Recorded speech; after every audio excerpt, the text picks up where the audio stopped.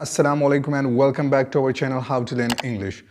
आज के इस लेक्चर में हम ग्रामर के जिस टॉपिक के ऊपर बात करने जा रहे हैं वो है इंटरजेक्शन। बाज़ औक़ात आप लोगों ने देखा होगा कि जब कोई इंसान बहुत ज़्यादा खुश होता है, बहुत ज़्यादा अफसरदा होता है या बहुत ज़्यादा हैरान हो जाता है तो उसके मुंह से कुछ ऐसे अल्फाज निकलते हैं कि जिसकी कोई मीनिंग नहीं होती। तो वो बग़ैर मीनिंग के जो अल्फाज होते हैं वो उसके इमोशंस को डिराइव करते हैं, उसके इमोशन को एक्सप्लेन करता है और उसी बेमाने अल्फाज को हम इंटरजेक्शन कहते हैं।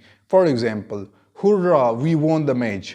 इस सेंटेंस में हुर्रा एक ऐसा वर्ड है जिसकी लिटरली कोई मीनिंग नहीं है, लेकिन यट ये हमारे पास उसके इमोशंस को, उसके फीलिंग्स को एक्सप्रेस करने के लिए यूज़ हुआ है।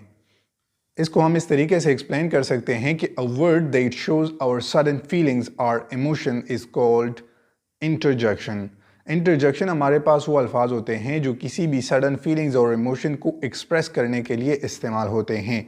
Normally hurrah, alas, oh, ouch, these are some of the common examples of the interjunctions। Normally जो इंटरजेक्शन वाला वर्ड होता है उसके साथ ये उल्टा आई लगता है। उल्टा आई हमारे पास, इसको हम साइन ऑफ एक्सक्लामेशन कहते हैं। तो जब भी हमारे पास किसी सेंटेंस में इसका यूज़ होता है तो हम उसको कहते हैं कि ये एक्सक्लामेटरी सेंटेंस हैं। तो आपको इस बात का अंदाज़ा लग चुका होगा कि जितने भी हमारे पास इंटरजंक्शंस हैं उसको हम एक्सक्लामेटरी सेंटेंसेस में यूज़ करते हैं। होपफुली आप लोगों को आज का ये टॉपिक कम्प्लीटली समझ में आ चुका होगा। अगर अब भी आप लोगों को इससे रिलेटेड कोई भी कन्फ्यूजन हो तो आप लोग कमेंट सेक्शन में मुझसे पूछ सकते हैं। अपनी बेसिक ग्रामर, एडवांस ग्रामर और स्पीकिंग स्किल को इम्प्रूव करने के लिए हमारे YouTube channel how to learn English को विजिट करके सब्सक्राइब कीजिएगा। Thanks for watching and bye for now.